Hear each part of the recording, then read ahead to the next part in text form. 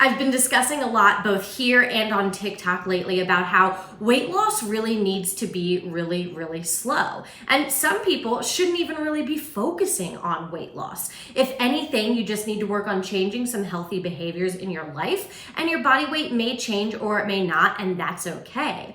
But for some people who are losing weight, it's really imperative that that happens really slow, regardless of where your starting weight might be.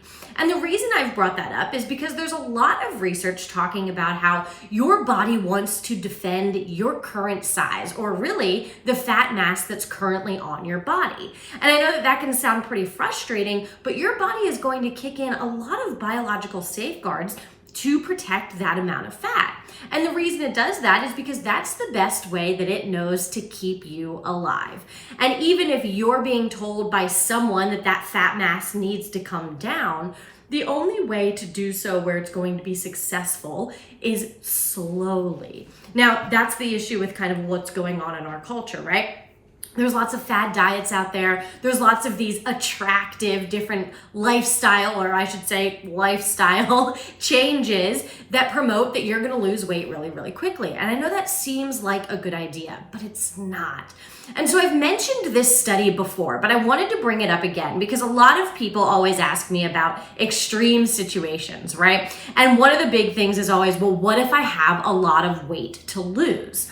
And so let's talk about the Biggest Loser study. So they did a study at NIH where they took the biggest losers, like contestants that were on that show, and they followed them for 6 years post finishing the show. So the average weight at the start of this show between both men and women was 328 pounds.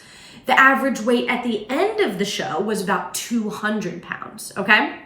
So then they followed these people for 6 years, and over that 6 years, all but one regained almost all of the weight back. Some of them did regain all of the weight back, but if we're averaging this out, remember they started roughly 328 pounds, finished the show at roughly 200 pounds. 6 years later, the average weight was 290 pounds, right? And so the reason that is because their metabolisms adapted. So what they also tracked for this 6-year period was their metabolic rate, right? So the average metabolic rate of these individuals before starting the show, remember average weight at that size at that point was about 328 pounds. Their average metabolic rate, resting metabolic rate, how many calories they need to do nothing, was 2,607 calories a day.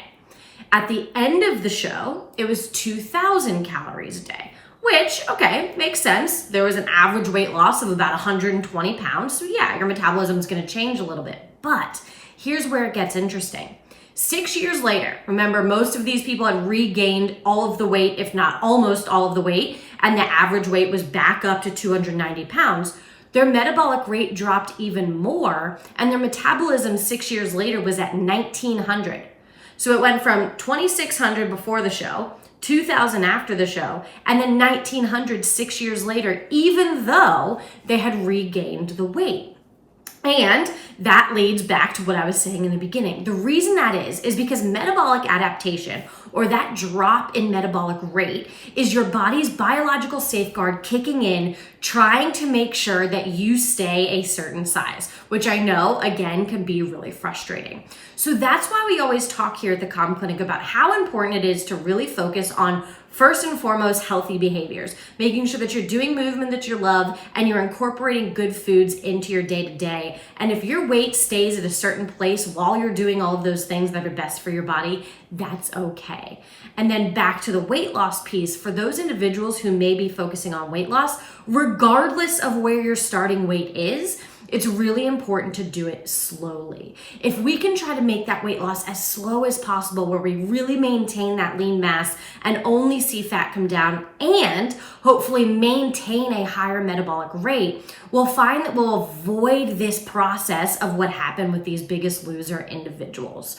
So remember, regardless of where you're starting at your current weight, it's okay that it's slow. I encourage you to not set weekly weight loss goals or even monthly weight loss goals. Allow your body to naturally do what it's going to do while your primary focus, again, is those healthy behaviors. most people don't seek support when they're going through this process. So I really encourage you to look into supports like a dietitian and or a therapist. It can be really good to have someone keeping you accountable, walking you through this journey, and helping you understand that you don't have to lose weight super quickly or do anything dramatic, and they can help you understand this process a little bit better.